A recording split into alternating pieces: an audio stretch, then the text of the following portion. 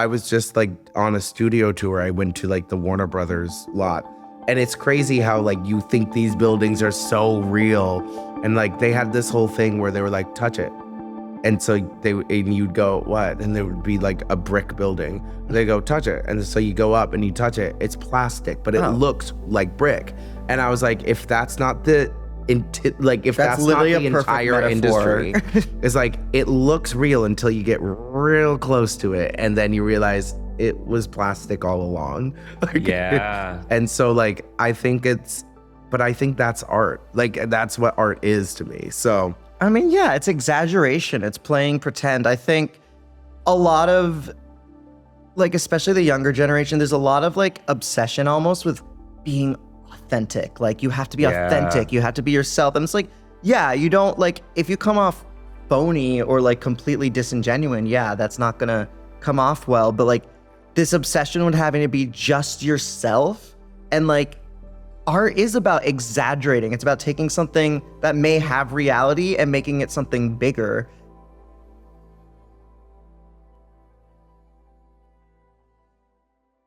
Brendan and Greg, welcome to From Vision to Creation. Thank you guys so much for taking the time to do this. Yeah, thanks for having us. Yeah, thank you. I love what you guys are doing, and I love that the band started from a Tinder date, and now it's Boy Riot. And I feel like what you guys are doing actually goes way beyond music. It feels like a movement. What you guys stand for is very inspiring. So I'm really excited to dive into the story and where you guys plan to take it next. Thank you so much. Yeah, thank you. Well, let's go back to the Tinder date. Okay. Take us back to y'all's first date. What's the story? How'd you guys meet?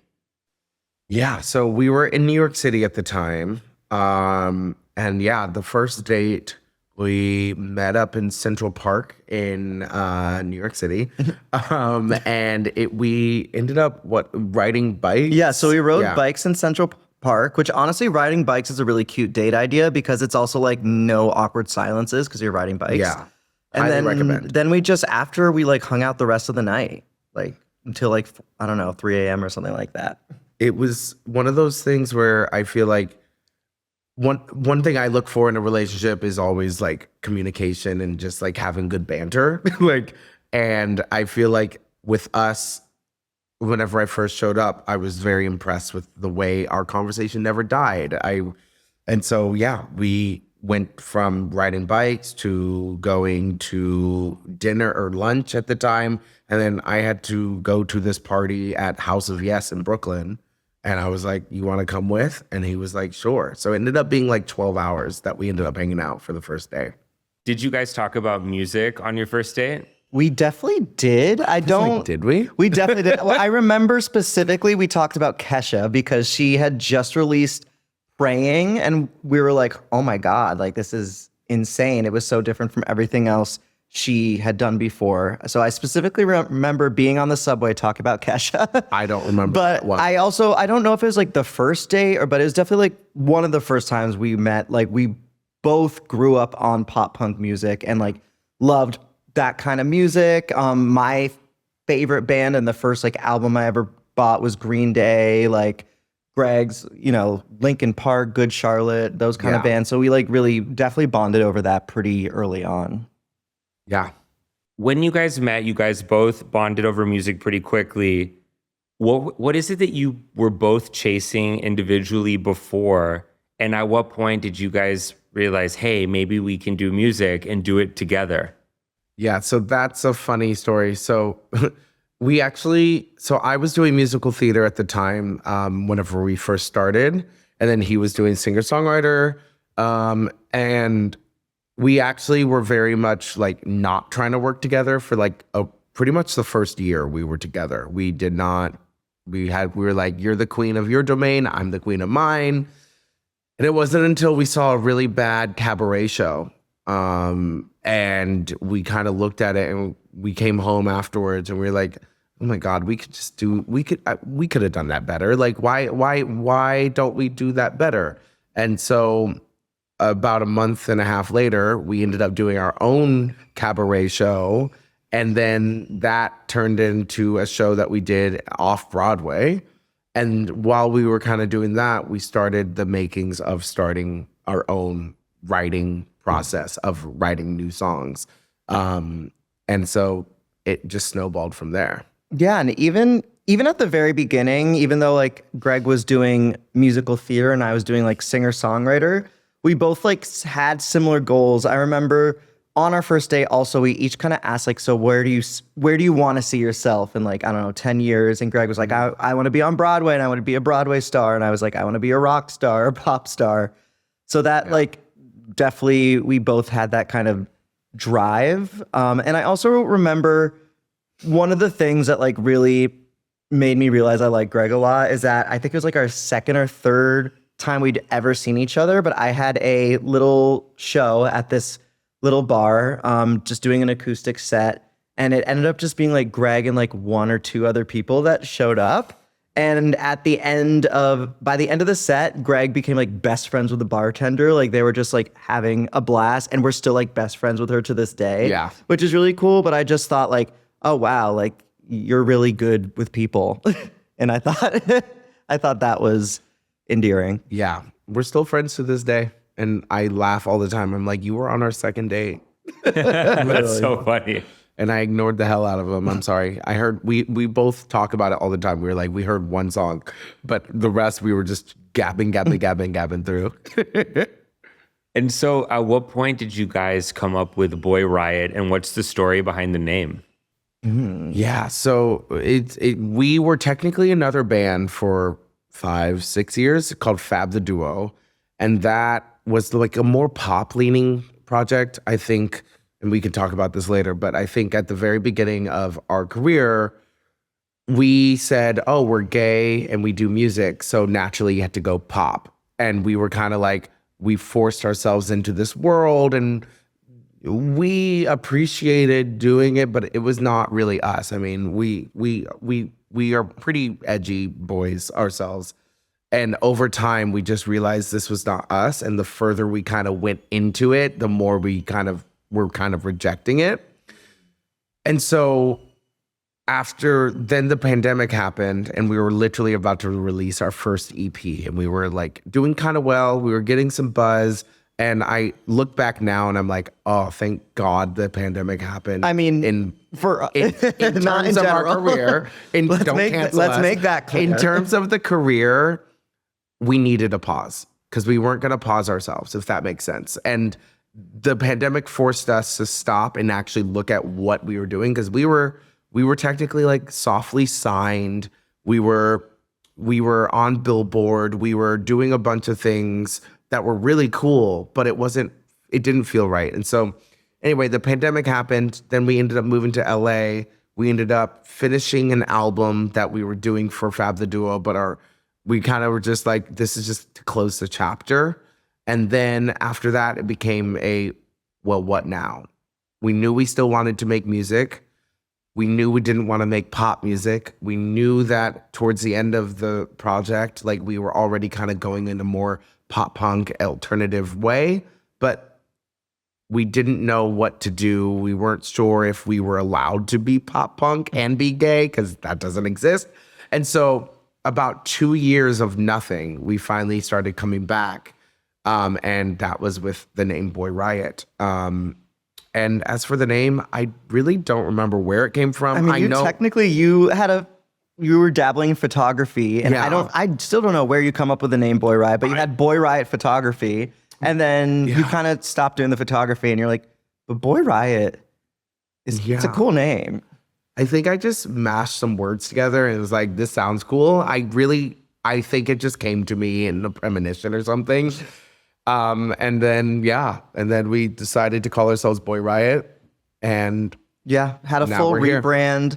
Because even when we released our last album in our old band, we'd already kind of been moving towards like rock and alternative, but it started to feel weird being like alternative rock and being called Fab the Duo. And we also like, our whole brand was like wearing heels and being super flamboyant. And it just like, the disconnect started to grow wider and wider. And like, we also felt like we were almost putting on an act of being like, people expect us to be really fun and gay and like, yes, queen, like that kind of thing. Yeah. And it started to feel not genuine. And I feel like we've always loved like emo and pop punk music, but there's never really been space 4 gay people in that genre.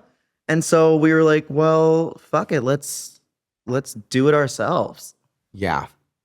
That's actually a good point. It's true because like your music, I feel like it has a vibe of like 303, My Chemical Romance, but it still feels different. And I never really thought about how there hasn't been a gay or space for gay people in that genre, because I feel like all the guys that are in those bands, you know, fit a very specific, well, I don't want to generalize, but for the most part, are a very specific type of guy. No, for No, sure. and you can generalize because generalization It's okay, we'll let you is correct. And it's like it's something that we really had to like look at. And I think I always say it's just like a tsunami wave looking at us, and we're like, you know what, I'm just gonna turn around. But like I think that the more we have been doing this, the more we're realizing like this is kind of what we are meant to do. This is the path that we are supposed to take. Like we are going to be, if not the first, we are definitely one of the first. But I think we're the first couple. Definitely the first gay couple. I'm almost certain about that. But there's definitely other gays in the music. But like, I just think that what we want is we don't want to be the gay guys who do pop punk. We want to be the pop punk band artist that happens to be made of 2 gay men, if that makes sense.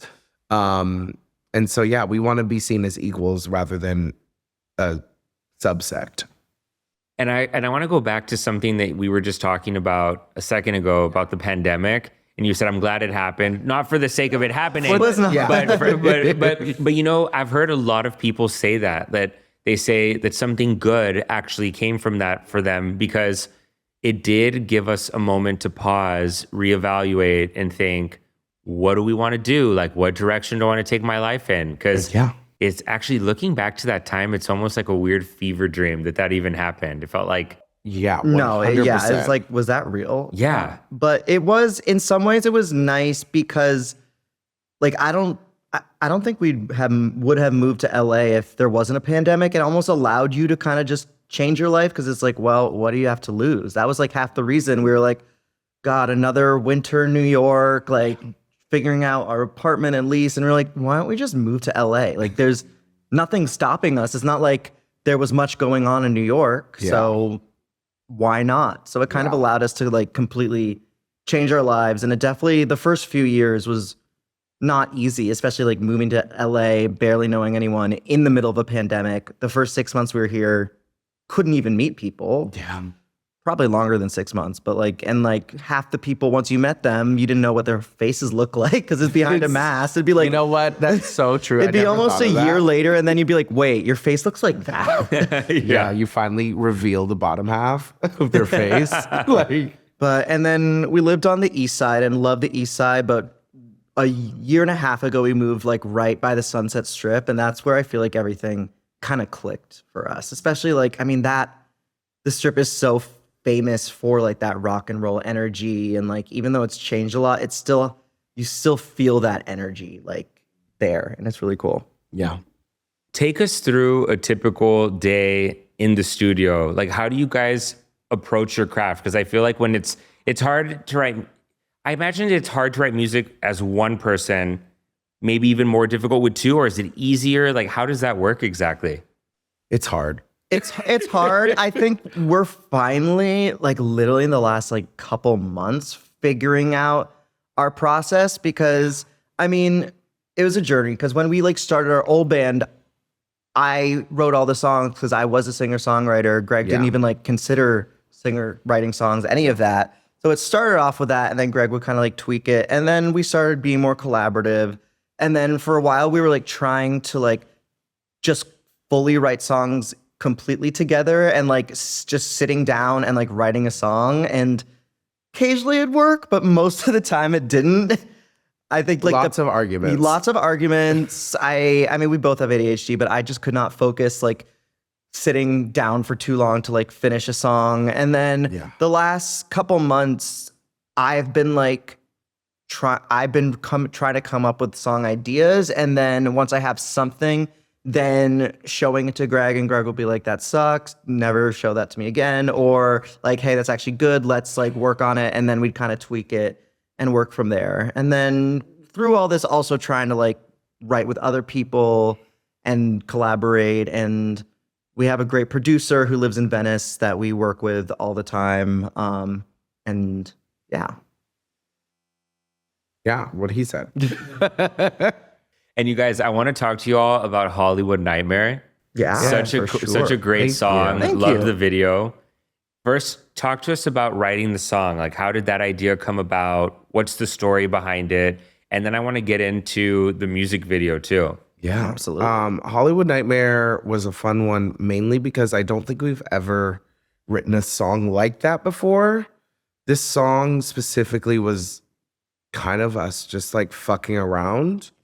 And then all of a sudden it kind of just, we realized that the more unhinged it became, the more fun it became and the more real it became. The song kind of stemmed from just like a need to blow up your life because you needed to like feel something.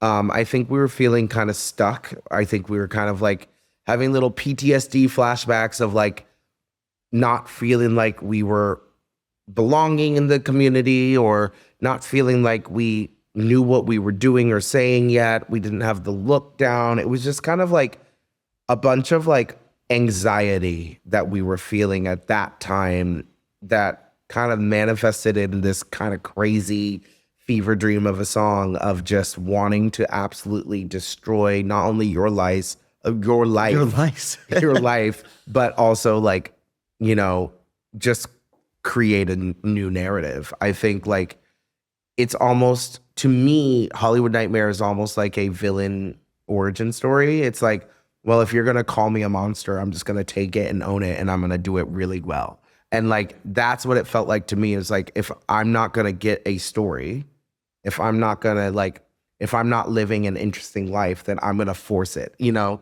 I'm going to create the most crazy scenario. So that way that becomes my legacy. And that's kind of what it means to me. Yeah, this song was really fun because I feel like for so long, like as artists, yes, of course you have to take your art seriously as a craft, but I think sometimes you take it too seriously, and to the point that you like lose the fun.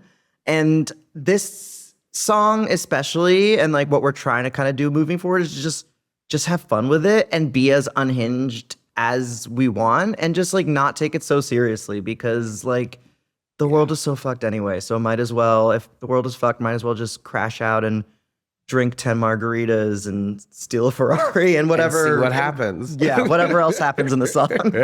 What does Hollywood represent to each of you right now?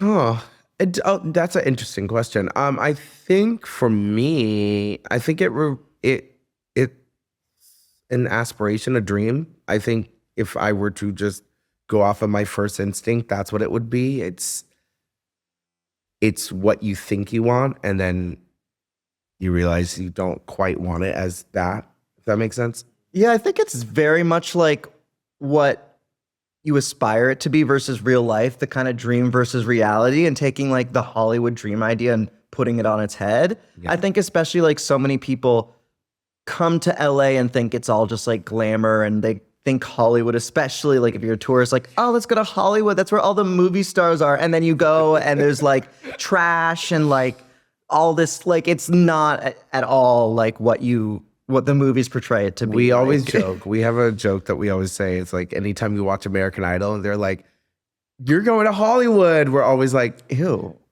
We always joke, and we're like, if we were on that show, we'd go, "Is there like a Beverly Hills option?" Yeah, just, Right, does it have to be right. Hollywood? Like, is there What about another- like West Hollywood? Santa there Monica? another place that we Like, could go? Hollywood isn't the cutest. Does this golden ticket get me anywhere else? I'll settle for Culver City. Silver like, Lake? Like so many other options.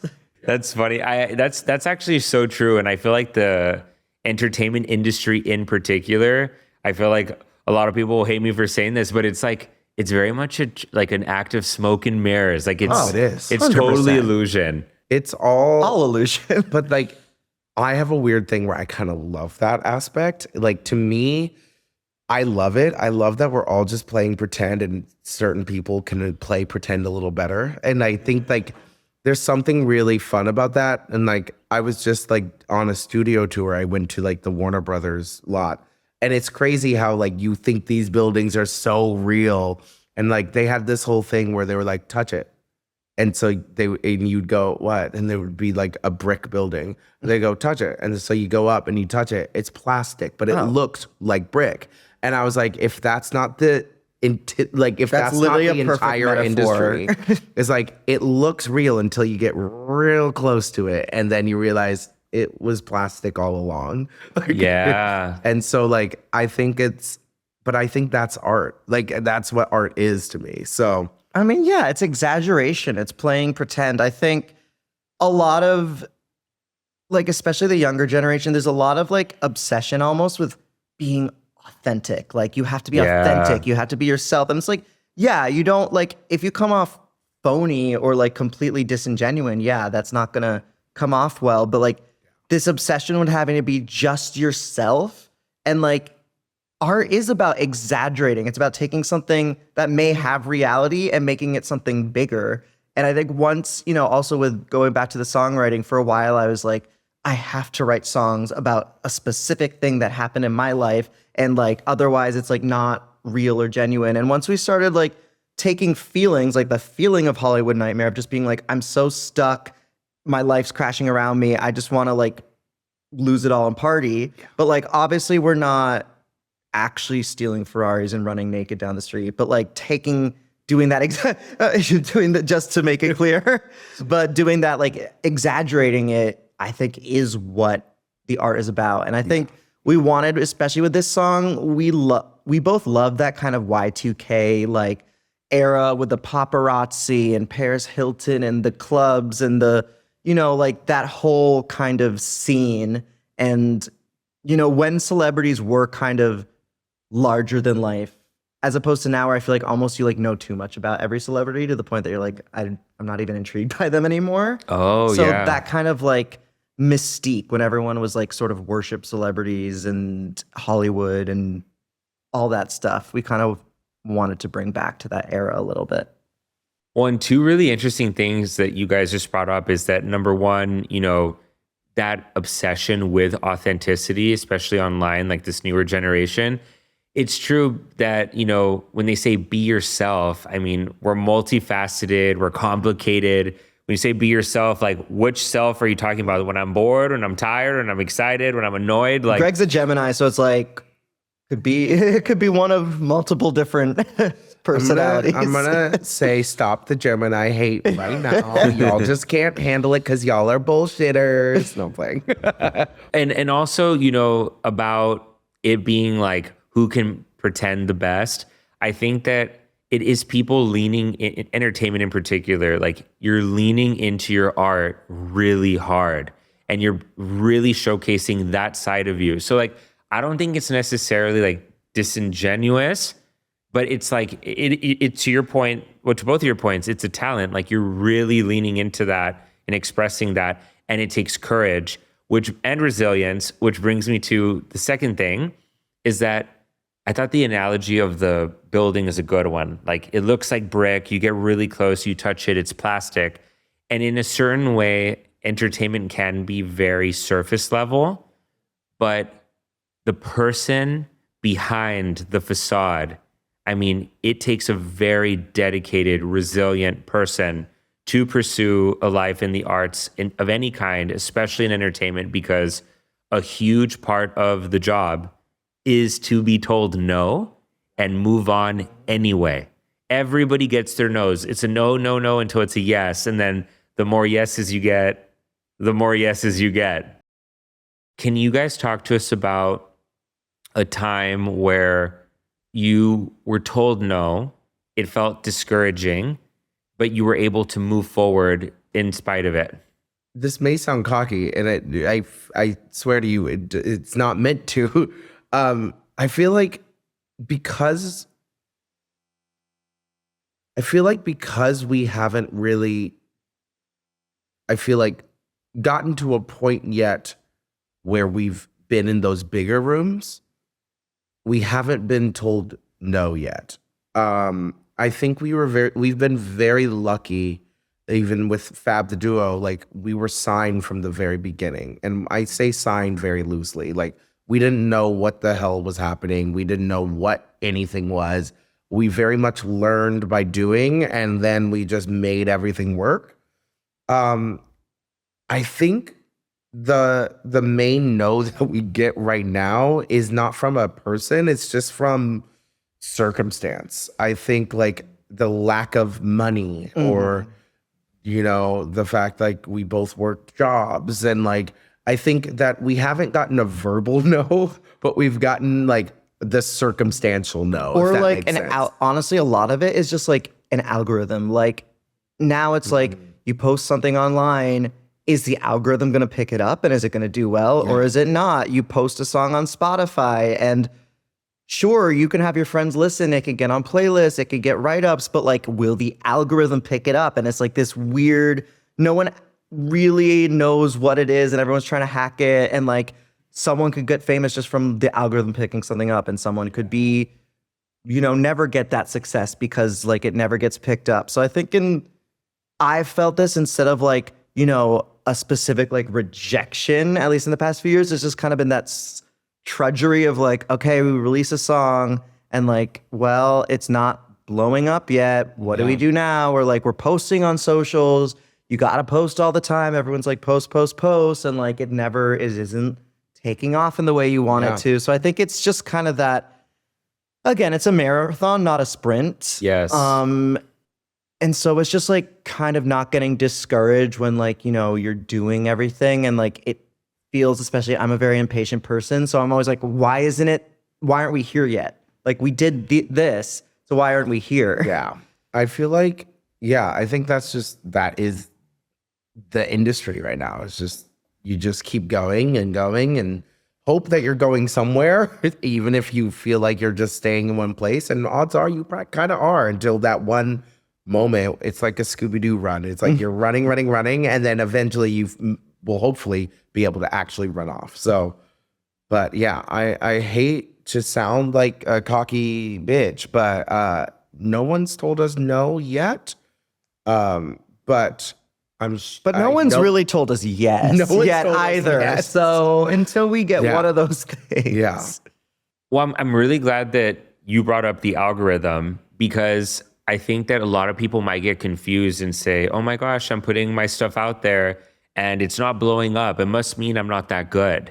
And that's not the case. It's so true. It is a marathon. It's not a sprint. Yeah. And I think that if you can just stay consistent at what you're doing, I think that eventually, if you love what you're doing, you're good at it, and you're putting it out there, it will get picked up eventually. Exactly. I mean, you still have to put in the work. It's not like you can it's not like it's completely out of your control and it's just an algorithm anyway, so the quality and everything doesn't matter. But it is just about continuing to do it and being consistent, even if it doesn't appear, and especially like in the music industry, because people talk about ROI all the time. And like, you could spend a good amount of money on this song and producing it and music video and all this and marketing it. And you probably won't, even if it's pretty successful, you probably won't be getting that money value like coming back to you anytime soon. So sometimes it could be hard when you're like putting all this in and you're like, I hope this comes back around someday, but I'm not seeing it yet. I also think it's important to also look at the data that comes from it. I think it's very easy to get lost in the algorithm whenever you're going because you're just putting out the videos, right? And I think one of the most important parts of what we're learning, and we're not an expert by any means, but I think what we're learning is like, look at the data, film a bunch of content that you feel is strong, look at the data after you release it, then go in the direction of the strongest video or the strongest song. Like, I think like that's a way to allow yourself to not feel like you're just losing yourself in the face of the algorithm, but also adhering to the business side of the whole business, because I think that's something that a lot of artists that I see, they always forget that, the data tells you. The people will tell you if they like it. They may not tell you if they don't like it, but they definitely will tell you if they hate it. So like you can always kind of gauge if they like it by the likes, by the comments, especially if it's not just your friends. And I think we're learning more and more as we venture into this actual like Boy Riot world. We're learning more and more, okay, what's working, what's not. And a lot of the times what we think will work does not work. And what we don't think it will work works. And we're like, what the hell is this? And at the end of the day, the most important thing is like actually having an impact on human beings. Like maybe this song isn't getting all these streams right now in this particular like algorithm, but if one person's like, hey, that song really meant a lot, or like someone's being like, hey, this is really inspiring to me, or like we had one person who was like a fan who just found us online, who like came from Las Vegas to one of our like little shows just to see us. And it's like, wow, like that means a lot. Yeah. So like not forgetting the like why we do this, which is like to share music with other people, because it's easy to get bogged down in the data and the algorithm and the stats and all that stuff. Yeah, I feel like social media is a good stress test for, are you really passionate about this thing that you're doing? Because it's a grind. I mean, it's to constantly be producing content. It's a lot of work. But I also think that you're right. Remembering your why is super important, because that is quite literally what will drive you. That's like your North Star. Yeah, we had to kind of remind ourselves. We actually had this whole conversation like a few months ago of being like, okay, what are we doing and why? We kept going back, and then we brought it all the way down to like the smallest little pearl that we could, because at the end of the day, like if we aren't clear, then it won't be clear, and then no one will be clear. Like, and so it's like we kind of had to reset, because we were starting to find ourselves going into old habits and starting to write music that wasn't really what we wanted, but we were chasing an idea of what we thought other people wanted. And we were just like, no, reel it back. And so, yeah, like it just, I think that is the artist experience in general, is just almost losing yourself and then realizing you've grown enough to come back and start back from where you were about to lose yourself, if that makes sense. And what helped us, I think, with the sound, and this seems so obvious, but it's not, is literally just listening to the song and being like, do I enjoy it? Do I want to listen to it? Do I feel excited by listening to it? Because if you could enjoy it, chances are probably someone else is too. Especially if there's two people. Yeah. But the worst is when, like, because I've definitely written songs where I'm like, I think people will like it, but then I'm listening to the song and I'm like, I'm zoning out. I'm not into it. And then it's like, wait, why did I even do that if I don't even like it? Yeah. I refuse to release anything that I don't fully heartedly believe in. So like we've had multiple songs that I'm like, I hate this now. It died. I heard someone else call it, they call it a song dying on the table. Whenever you make the song and it's in between the making and the delivering the song, they call it it dying on the table. And I was like, that is exactly how it feels. It's like, I get the song back and I'm like, I'm done with it. And it's like, I don't want to release it. And to me, what I think is a good song is a song that can last through that time. I don't care about the numbers per se, because I truly believe that if you like something, there will be more people who like it, like he said. So like, I think it's really easy to throw a song out and see, oh, no one streamed it, no one's listened. Okay, well then it's shit and I suck. It's really easy to get like that, but like I think that's why it's even more imperative that you believe in the song, love the song, want to listen to the song, because as soon as you don't, then you're not going to want to promote it. Like an artist, like we hear the song about 500,000 times before anyone hears it for the first time. Yeah, so we recorded Hollywood Nightmare back in like September. So the fact that we can still listen to it, because there are some songs that we recorded and then later we try to release, and we're like, no. But Yeah. like we can so far. There will be a point where we'll probably be tired of it and need to take a break. But as of now, I can still listen to it and not want to scream. It's a really hard thing because I don't think a lot of people understand like how many times you listen to a song before you release it. So like to break it down in a simple way, you write the song, but while you're writing the song, you're playing it over and over and over again, trying to get it right. So that's already, let's just say 30, 40 times. Then you go to the producer, then you play it for him, you play it for him, you play it for him. Then he makes a song. Then he plays it.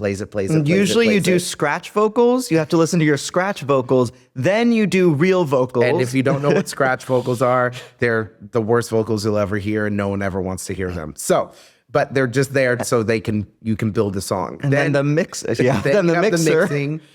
So once you get the mixing, you have to listen to it multiple times to make sure you hear that every instrument is where it should be and there's not a vocal too loud. And then you get the master. The master is the overall like loudness. So then you have to listen to it multiple times and compare it to other songs, blah, blah. And then if you do what we did and you do the music video, then you listen to it an unknown amount of times because you're rehearsing it over and all the content that you're shooting and promoting. So by the time the song even comes out, because we did the video, a batch of content, and all this before the song came out, and at least I don't probably even think 1,000 times. I would say at least that chorus I probably heard 1,000 times. And so it's a lot. If you can make it through that amount of time without getting tired of the song, that to me is a good song.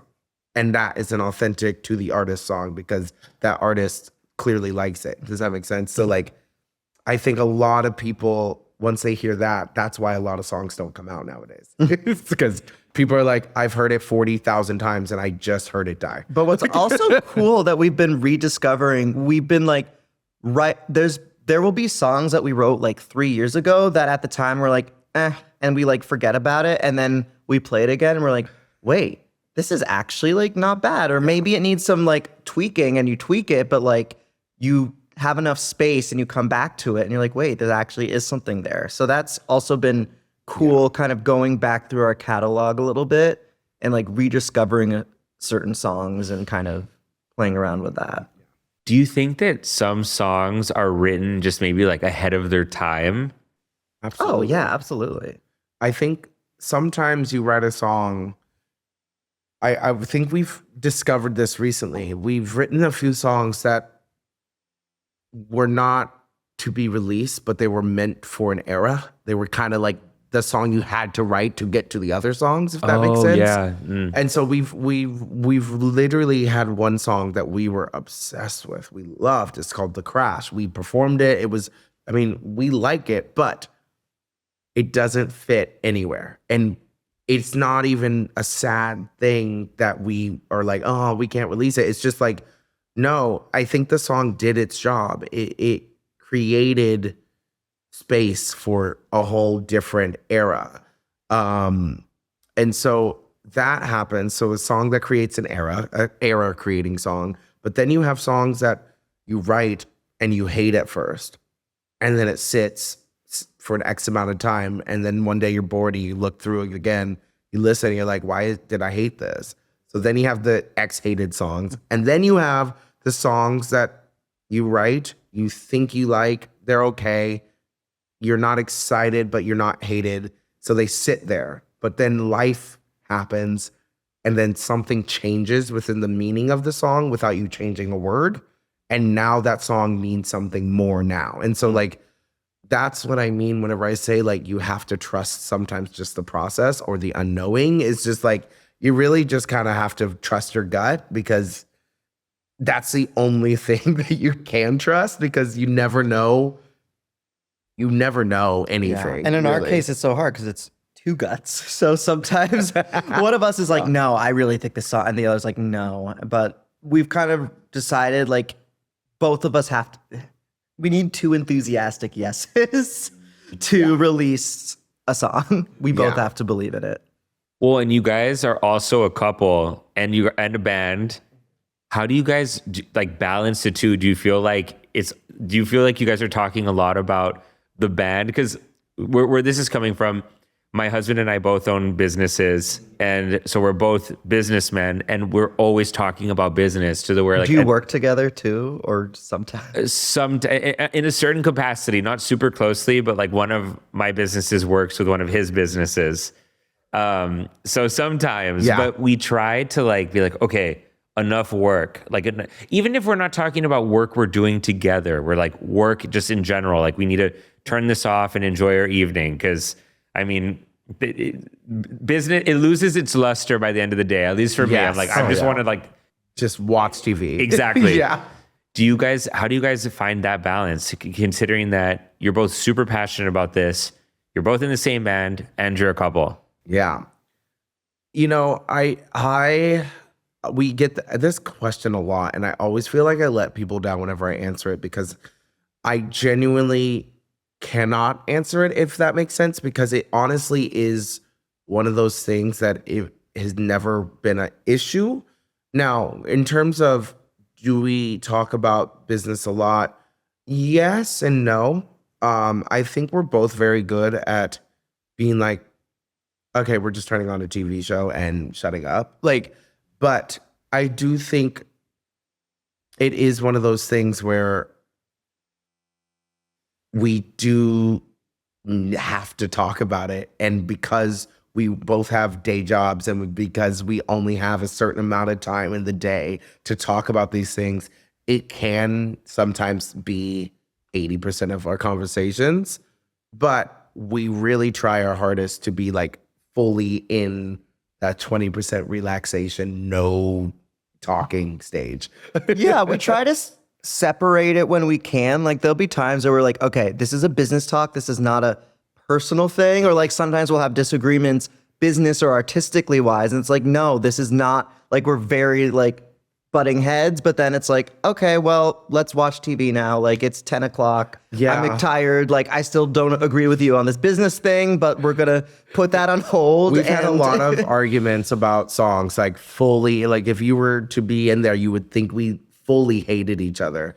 But then it was just us in a creative passion being like, no, I love this. And I'm like, I hate it. And then it's just like, we're just bickering. And then we're just like, anyway, what's for dinner? Yeah. It ends like that. So I think it's one of those things where we don't really think about it. It hasn't become an issue, but if there was a moment where we felt like we couldn't give more attention to just our normal day-to-day selves, I think that would be an absolute problem. Yeah, and there's been times where we've had to focus more on life stuff. Or I think like with our last band, we kind of burnt ourselves out. We were going so hard for a while that we like kind of forgot how to like live a life, and just like literally like we were neglecting everything but the band.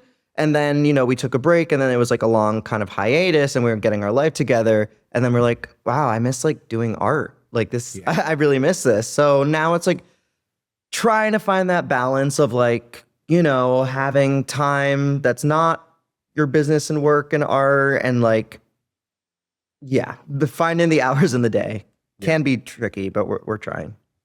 And what advice would you guys give to any young people who want to pursue a life as an artist in Los Angeles?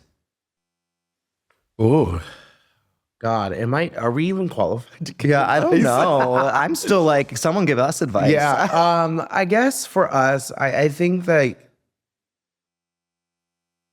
I don't know, fuck the noise and keep on. Like, I think also it really is about community, which sounds really corny, but like it's not just doing the art and the work. It's also about like going to events and meeting people. And especially in a city like LA, it's so much like, it's such a connection city where like, if you're in, like if you want to be in a specific scene, sometimes you just need to have the audacity to just keep hanging out in that scene. Like I kind of feel like, you know, when we first moved here, we were like definitely feeling shy and like, you know, about going to those like kind of the alternative places with those people. And then we just kept going and going and going. And eventually people are like, oh, I've seen you before. Oh, okay. Yeah, you look familiar. And then like by just being around that scene long enough, you kind of become part of it more naturally. That's true, but it does take years. It does. Like, Don't I want to expect- make sure that people, because I had this conversation with someone recently. Is like, that's the best way to make connection is just to be around multiple of the same groups, but like, and be friendly and be normal and don't be weird. But like, just be around and just talk to people, but like, don't expect anything from someone. If you do end up getting a conversation with someone cool, or if you do end up becoming friends with them, which we've had a few situations where artists we listen to have become friends, it's like, just remember that they like you enough to be around you, but also remember you're new. Like, respect the fact and don't think of them as an artist Or like a anymore. stepping stone. Like, because that's where I think a lot of people misstep, is that they're like, oh my God, you're such a cool artist. They're like, I was even communicating like an artist. Like, we have artist self and then we have our real selves, if that makes sense. Yeah. And like, I think a lot of good artists they always have the persona and then they have them. Yeah. And whenever you're at a party, it's almost in between land. It depends on who you're talking to at the time. And I think a lot of people, whenever you're just like a peer, they're a peer. Like, you're just you're already one of them until you prove to them that you aren't, if that makes sense. Oh, that's good. Yeah. And I think like, if I were to give any advice, especially to someone who doesn't live in LA and is getting into LA, is I think that the biggest thing that I learned is that everyone that you want to be friends with, especially if it's a certain group or community, just go ahead and consider yourself one of them and show up and start meeting them, but make sure you look like them. Make sure you dress the part, because LA is very aesthetics based. So like, you kind of have to understand the game to play it. But like, I think that in order for you to be seen as one of them, I don't think a lot of people are ready to say you aren't one of them. So if you dress like them and you hang out and you're chill, I think that eventually people will just be like, oh yeah, I've seen you at multiple parties. You're fine. You're cool. Because I think it does come down to, no one's going to just automatically assume you're not one of them unless you give them a reason to, if that makes sense. But also understand it takes time, especially in a city like this. I think a lot of people come to LA thinking, oh, I'm going to like get immediately things are going to happen. I'm going to just like reach my dreams super fast. And especially, coming from a very fast paced city like New York, where it was all about just the hustle and the grind and feet to the pavement, and like, things did move pretty fast. It took a while to get used to the pace, because like, yes, things sometimes can happen and things end up moving quickly, but expecting it to, you're going to be disappointed. And so just like, it probably will take a few years to even like feel comfortable, or like feel like you found your people, or like feel like you kind of made headway in. So just, enjoy the ride, I guess. This is a really interesting perspective on building community in Los Angeles, because Brandon, you said a word that I've heard many times since I've lived here: stepping stones. People treating other people like stepping stones.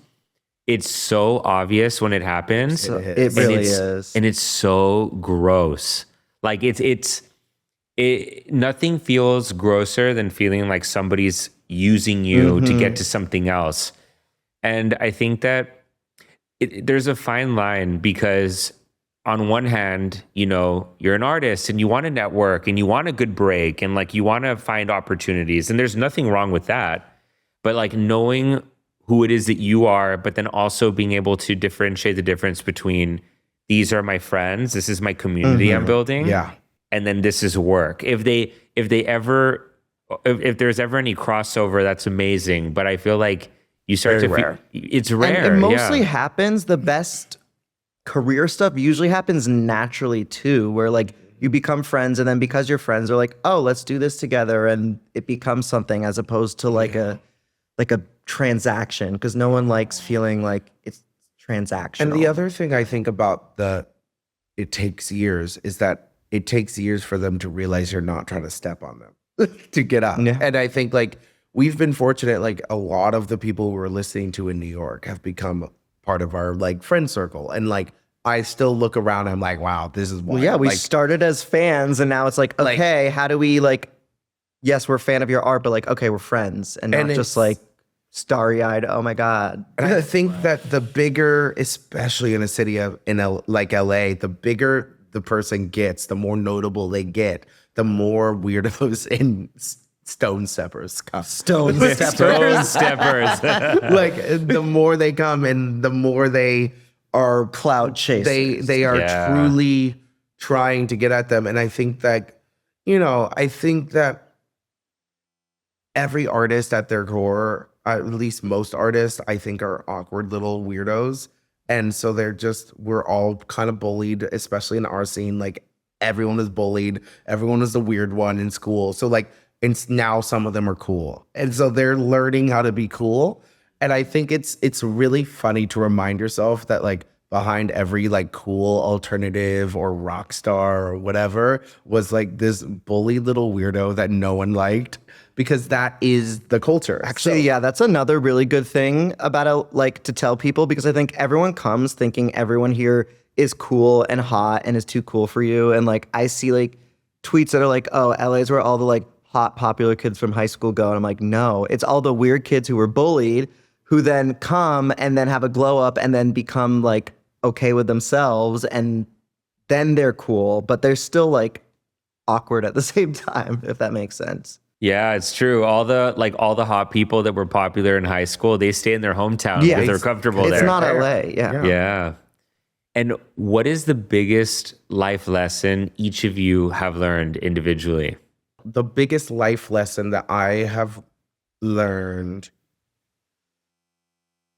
is to trust my gut. I really do. I think like I operate best whenever I am listening to myself. And I think that I will always take other people's opinion. Well, not always. I will try to take other people's opinions on me into consideration. But at the end of the day, like I control myself. I control who I am. And I think like what I've learned is the more I lean into my gut, the more authentic I am to other people. And I think the more I try to hide it or change it or fix it, quote unquote, the more something's off whenever I meet people. And like there's some type of disconnect. I'm naturally kind of a very blunt and bold person. And I think a lot of people always like think I'm way more gregarious than I am. And that isn't false, but it's just not me all the time. And I've come to the realization recently that people's perception of me is their truth. That is who I am to them, because that is how I am whenever I'm around them. But that's not my perception of me. And I think I had a really hard time realizing like the expectation of the perception, if that makes sense. Because again, people always expect me to be the life of the party. And then if they ever catch me at home, I'm the complete opposite. I'm like very quiet, very like in my own, I could sit on my ass playing Sims for 8 hours a day. Like I do not need to do anything, but they meet me outside and I'm just everywhere. And so, yeah, trust my gut and understand that other people's perception of you is their reality, that's not yours. And you can have they can work in tandem, if that makes sense. Yeah, I think mine mostly is just to not take things too seriously, because that's always when things stop being fun, is when you just take it too seriously. You have to keep that sense of play. And also something that like, is still a work in progress for me, but like just the not comparing yourself to other people. It's so hard to do, especially as an artist, to not like compare yourself to other artists or like look at someone else's success as like your failure. But I think it's too easy to become just very bitter in this industry. And the most important thing is to like remember that everyone's like on their own journey, and that just it always more good comes from supporting other artists and people in your community than trying to tear them down. And where's the best place where people can keep up with you guys and listen to all of your music? Yeah, I think everything comes from our Instagram. I think we are still learning TikTok. Everything's there, but if you really want to see us and have everything connected, Instagram, we are Boy Riot, but all of our socials are we are Boy Riot. So, And then if you look us up, because it can be a little confusing the way we're spelled, all caps, Boy Riot, but the I is an exclamation point. So if you're searching in Spotify, you need to use an exclamation point because sometimes it won't come up. Perfect. Well, I'm going to include the links to your social media profile and all of the places that people can listen to your music in the episode notes below. And I know you guys have a new single coming out. We yeah, do. we do. You tell us about it. Yeah, it's called Stars of the Shit Show. Yeah. And I feel like it's kind of encapsulates the story of our lives pretty well. It's like, it's a shit show, but it's our shit show. Yeah, I think it was. First off, this next single is the beginning of us putting our feet down and really solidifying that we are in the pop punk world. We took a few songs to experiment, and we just realized like we are just avoiding what we say we are going to do. So we decided to just make a classic pop punk song like what we grew up with. And Stars of the Shit Show is exactly that. It's like we're acknowledging that it's a shit show, but bitch, if it's gonna be a shit show, we're gonna be the stars of it. Let's go. So yeah, we're really proud of it. I think it's just one of those songs that I think to me is very just millennial coded. I think anyone coded, but specifically for millennials, I think I just fucking love that song. Like truly. Yeah, and it has real instruments. We've got a real drummer for this song. He's an incredible drummer. I was so scared for so long of real instruments, which sounds really silly, but I was so scared of like the modern to nostalgic because we want to be nostalgic, but we want to be modern. But I think just like going back to like what made us love music in the first place. Yeah. I think this whole new era is about really fulfilling the inner child and just really being excited. That childlike excitement is just, to me, that's what creates the most authentic art. And if you guys could each individually go back in time and say one piece of advice to your younger selves, what would it be? Brendan, you're gay. Oh my God. Oh God. I think for me, I would just tell myself like everything that you think is your weakness is actually your strength. And I think, yeah, that's what I'd say. Everything that you think is your weakness is your strength. Well, you guys, thank you so much for taking the time to do this. This was so much fun. I really appreciate you all coming on. Yeah, thank you for so having much. us.